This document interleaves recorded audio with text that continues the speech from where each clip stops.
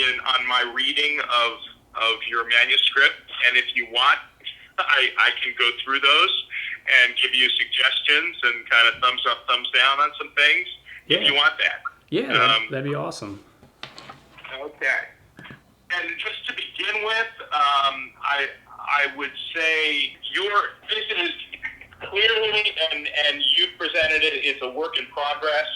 I understand that, and so so I'm not judging it as a finished product. And as a work in progress, in most of my writing, while it's in development, when it's in first draft form, it is at least twice and sometimes 3 times as long as it needs to be. I mean, and you need to do that. That's part of the process. You need to just dump all that stuff out there. And you've done all this research, and so you've got tons of research and your own thoughts and all the Bible verses and all of that, and you're putting it out there. And so my impression of the manuscript is that it is scattered. There are too many things, even in those first 2 sections that you sent. Be patient with that, because you can come back and tighten it up then, and that's all part of the process.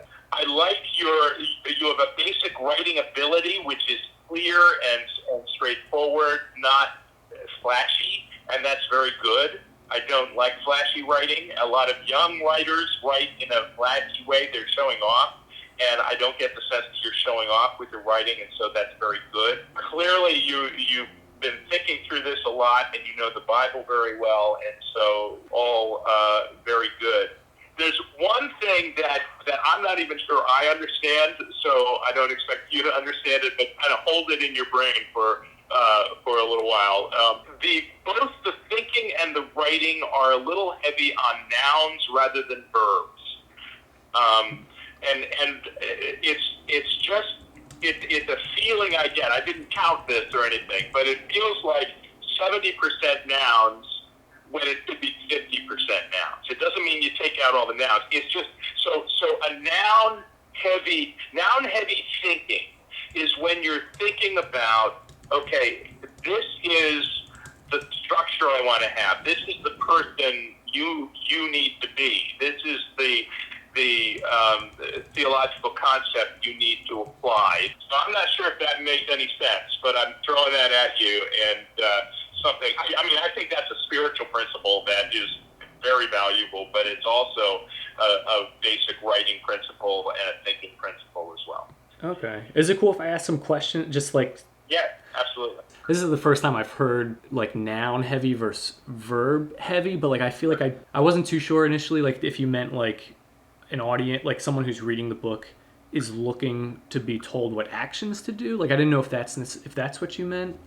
When theological thinkers think too much, they focus on nouns, and just as you look at your manuscript and as you get feedback from others and where they say this paragraph is murky or it's dense or I don't quite get what you're saying here. Often the language is that way because the thinking is that way, and often the thinking is that way because you have a lot of noun ideas rather than verb actions in there. And so if you're looking to energize a paragraph in your text, chop away a couple of the nouns. Don't take out all the nouns. That's crazy. But take out a few nouns and replace them with verbs, and it will liven up the text every time. That's the law of writing. But I think it also comes down to a law of thinking. And there are certain theologies that are just kind of hard to understand because the theology has too many nouns in them. They're thinking about nouns when they should be thinking about verbs. Okay. So that's just kind of my just the thing there that you could think about. Yeah, I'll definitely like try to like. It's cool because it's like now I'm definitely like, since you pointed it out, it's like now I can be much more aware of it as I'm like reading through it.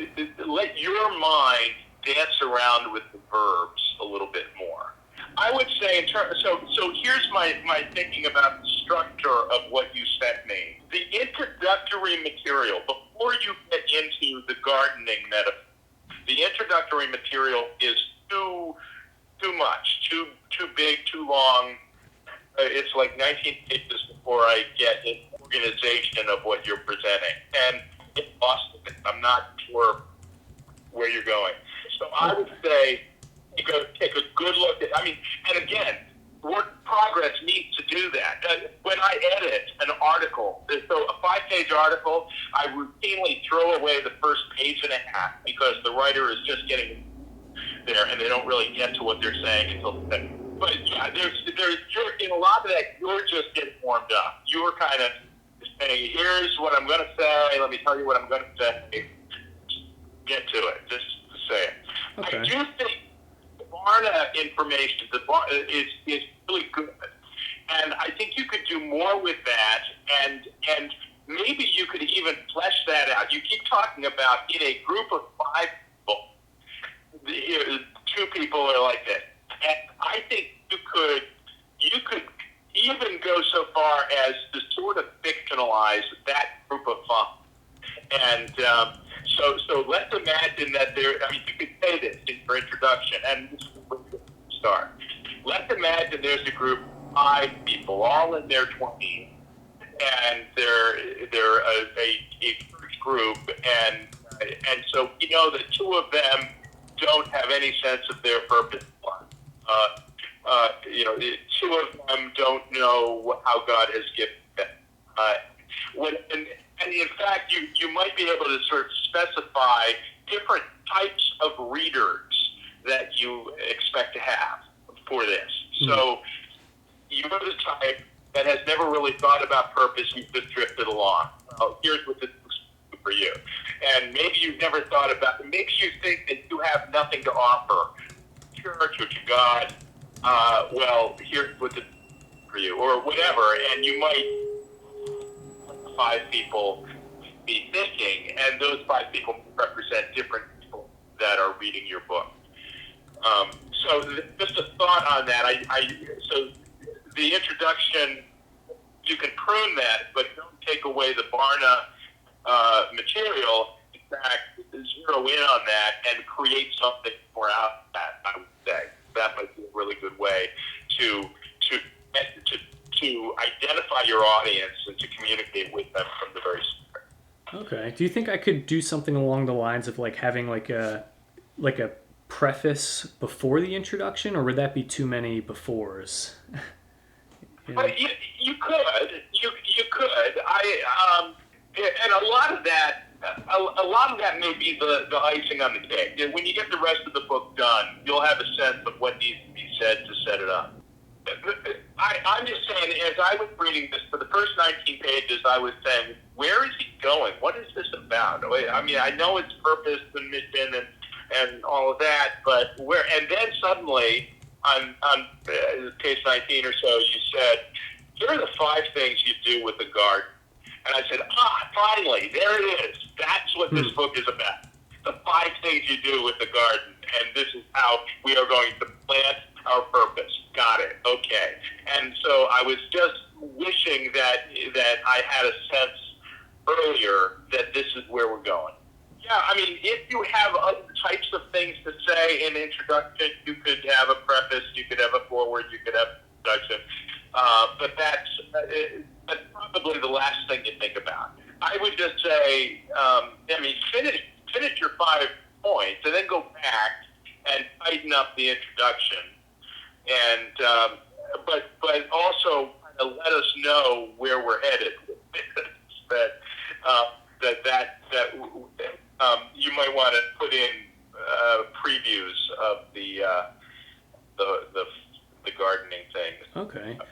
So do you think I should have it set up where it's like I could have it set up where it's like, there's like the short foreword that might be like instead of reading like that very first section, like that would just be labeled as the foreword, because it's kind of like it gives a little bit of like my own background story, whatever. If people want to read that, they can, but because like sometimes I don't even read the foreword in books, but it's not like I'm missing out on what the book is. You want to do 2 things at the beginning, and one is you want to find your reader, and you want to let them know that you know who they are. And then you need to introduce yourself in some way. And so your story introduces yourself, but this small group idea would, with some variation on it, would help find your reader. And so the reader needs to know this book is for me. We don't quite have that yet in the intro, and so in whatever form you choose to do that, you need to let them know pretty quickly.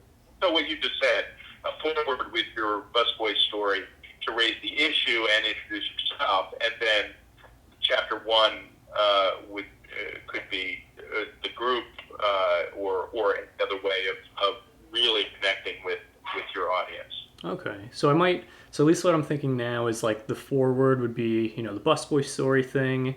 The intro would start with the 5 people stats, and I would attribute different characteristics to each person within the 5, and those characteristics would be the potential readers of the book. And then right after the 5 people stats, pretty much go right into the thing of talking about the the structure of the book. Yeah, the cultivating. That's what I would do. But actually, one of the things, and another reason why you might want to work backward on this, is that you could reverse engineer that 5-person small group there. So it doesn't totally rely on the Barna statistics. It could be you could reverse engineer the 5 steps, the cultivate and water and all of those things, and have each one of them needing what you say at one of those steps. See what I'm saying? Yeah, from what I meant, it's cultivating, digging, envisioning, planting, weeding, and grooming. Yeah, so that's actually pretty cool. I didn't even realize it, but there's 5 steps, and each step could address a need for each one of the 5 people. Yes. Hey guys, thank you so much for watching our video. If you'd like to join the crew of Current Christian supporters, you can do so by hitting that subscribe button. It will really help us out a lot. And if you want to watch more of our videos, you can do so by clicking any of those videos on the side right there. Yep, just click any of those options that you want.